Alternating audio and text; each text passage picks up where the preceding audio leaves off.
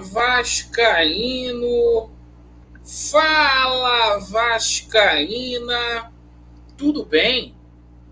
Uma boa noite, um casaca no seu coração e que Deus possa abençoar as nossas vidas. Olha, vídeo polêmico com notícias quentes, uma guerra aí entre Vasco da Gama e Fluminense. Meus amigos, hoje foi um dia aí agitado no mercado da bola. Jogador que estava certo, talvez não venha mais. O Vasco procurando aí substituto no mercado. Situação aí do camisa 10 aí. Bom, além de atacante, aí, o Vasco próximo de oficialmente anunciar um atacante. Então me acompanhe até o final, pessoal. Me acompanhe e deixe a sua opinião aí sobre essa situação toda que está acontecendo.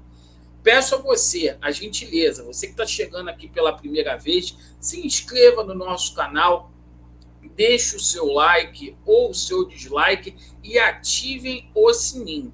E a gente vai falar aqui também, só para poder complementar, sobre uma medida revolucionária que a CBF está adotando, que vai mudar os moldes do futebol brasileiro, que vai colocá-lo aí em outro nível. Bom, vamos começar aqui falando sobre esse clássico, Vasco da Gama e Fluminense. Pô, e a guerra já começou fora de campo, cara. Por quê? O Fluminense, né, deu uma de sacana, deu uma de moleque.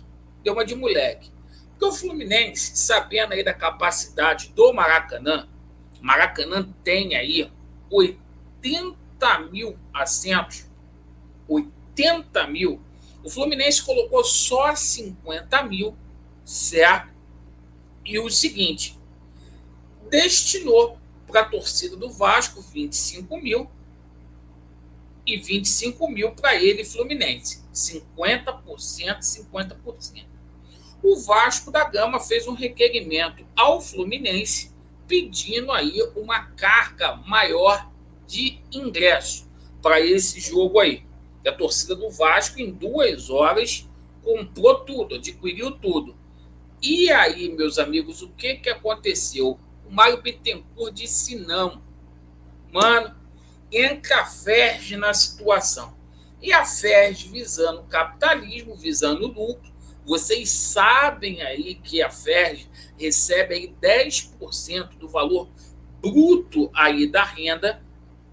A FERJ foi e tomou partido do Vasco da Gama e 10 mil ingressos a partir de agora, das 18 horas, serão vendidos uma carga a mais. E, lamentavelmente, o Fluminense vai morrer aí com ingressos aí, a torcida do Fluminense inexpressiva, como sempre. A gente lamenta.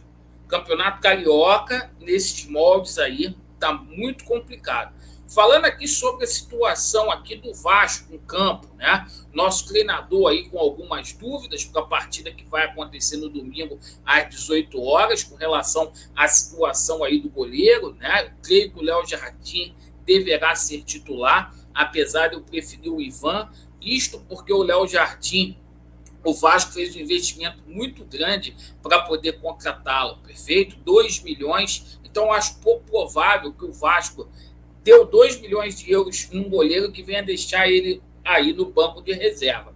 Deve ser utilizado. Pelo que a gente viu hoje aí, o Rodrigo vai ganhar a vaga do De Luca e o Nenê deverá começar jogando aí no lugar do Alex Teixeira. E aí fica aquela dúvida lá na frente na questão do nosso Figueiredo, que está 2 semanas fora aí com uma lesão na coxa, né? Se vai o Eric ou se vai o Aureliano para a partida. Já deu a hora também do Aureliano dizer ao que veio, certo? Vamos combinar aqui. Jogador que chegou aí fora de forma física, se machucou, não tá... Ai, não tô legal, não tô... Pô, peraí, já tá na hora. Bom, o seguinte, agora a gente vai falar aqui sobre essa situação aí de reforços. Por quê? Hoje a gente teve aí uma reviravolta aí, gente. Uma coisa que a gente não esperava legal disso acontecer. Justamente. Vamos colocar aqui para vocês aqui com fonte, porque é uma notícia que é polêmica. A negociação com o Capasso, que estava tudo certo, o Capasso chegar aqui no Rio de Janeiro na próxima sexta, teve uma reviravolta aí e o Capasso voltou a treinar com o elenco do Atlético Tucumã. Isso mesmo, voltou a treinar com o elenco do Atlético Tucumã. E diz aqui que o Capasso não virá para o Brasil ainda esta semana, certo? Isto porque ainda há alguns embrólios aí para serem resolvidos. É o que eu estou falando. O Vasco está perdendo um mês e meio para trazer esse jogador aí. É isso que eu tenho dificuldade, as pessoas me cancelam, não gostam que eu falo a verdade, mas eu tenho muita dificuldade para entender isso. Milionário, né? Diz que a SAF é milionária, eu tenho dificuldade para entender isso. Quando tem que botar dinheiro na mesa, se complica. 1.200.000 por conta de parcelamentos, né? E agora, quem é que vai pagar o imposto? É o Vasco que vai pagar imposto? É o Tucumã? Cara, que loucura que é isso aí, né? Chorando por pouco, por minharia. Vai acabar perdendo o jogador. Bom, a gente segue aqui falando aqui sobre a situação de reforço, porque o Vasco está tentando aí um plano B, muito se falando aí do Andrés Linas aí, né? O jogador hoje voltou à tona aí, jogador colombiano lá do Milionários, o Vasco já vendo outra possibilidade com relação à situação do Capasso, sobre a situação do Andrei, né? Mais um ingrediente aí para o clássico aí, o Fluminense tentou a contratação, sondou aí o agente do Andrei para poder tentar levar ele lá para as Laranjeiras. E o Vasco, já falei aqui, tem que agitar essa situação de primeiro volante para ontem. O Vasco está com duas opções aí, que é o Bruno Henrique, que foi oferecido ao Vasco da Gama, bate logo o martelo, traz. O Aranguiz é um jogador aí que o Vasco negocia para o meio do ano. Então, complicadíssima aí essa situação. E outra, a torcida já começou a cobrar essa situação do camisa 10, né? Por quê? O torcedor aí está esperando a cereja, que vai vir aí em junho, e está cobrando aí da 777 Parques esse camisa 10. Esse camisa 10 a gente tomou conhecimento ontem, conforme eu falei no vídeo de hoje de manhã, que houve um avanço aí que poderia ser o Acosta ou o Reynoso, certo? O Acosta que joga lá no Cincinnati, que é um belíssimo jogador, e o Reynoso, né, que joga no Minnesota United. Vamos aguardar aí para a gente ver toda essa situação. E para o ataque, hein? Tá dando o que falar essa situação aí do Diego Valois. O Vasco teria, a imprensa argentina jura de pé junto que chegou a oferta lá para o presidente do Talleres. O presidente do Talleres hoje bateu o martelo e falou que ele fica na Argentina. O jogador não quer mais jogar lá, está sentado no banco, está fazendo greve lá e, isso vai dar o que falar. Agora, para a gente fechar o vídeo, situação de Lelê, tá? O Vasco se aproximou aí de um acerto com o Lelê do Volta Redonda, isso mesmo.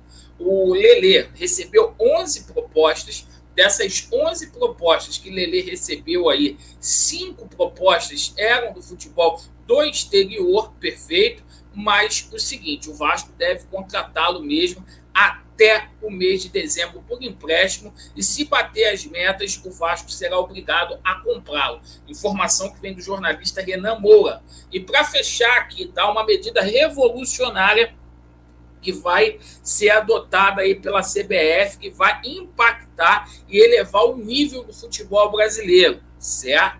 A CBF está estudando aí e vai anunciar aí na próxima semana que 7 jogadores, isso mesmo, 7 jogadores estrangeiros poderão ser relacionados daqui para frente. Isto porque o contingente aí aumentou muito de jogadores estrangeiros jogando aqui no Brasil. Isso vai elevar muito o nível e os outros jogadores brasileiros vão ter que ser mais profissionais, porque o mercado ele vai ser mais amplo, vai se abrir mais. Bom, seguinte, medida revolucionária aí, cara. Começou com São Paulo, né? Espero que o Vasco, que tenha muitos estrangeiros aí também, venha adotar essa situação. Agradeço aí pela atenção de vocês, tá?